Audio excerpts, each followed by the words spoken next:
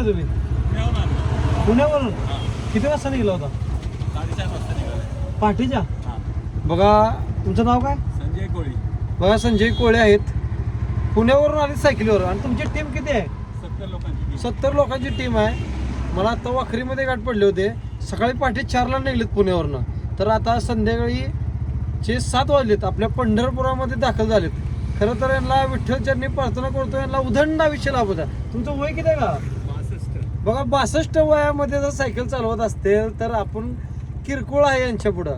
तुमच्या यात सगळ्या टीम मध्ये किती वयाचे वयस्कर? सगळे असेच 70 यंग पण आहेत, बर. 18 पासून पण आहेत. बर पण बघा कमीत कमी 70 वयापर्यंत यांच्या सोबतचे आहेत. सकाळी पहाटे 4ला निघले तर आणि संध्याकाळी 7 वाजता आपल्या पंढरपुरामध्ये दाखल झालेत. विठ्ठल चरणी प्रार्थना करतो, यांना उदंड आयुष्य लाभू द्या. आता इथून फक्त 5 किलोमीटर राहिले मंदिर.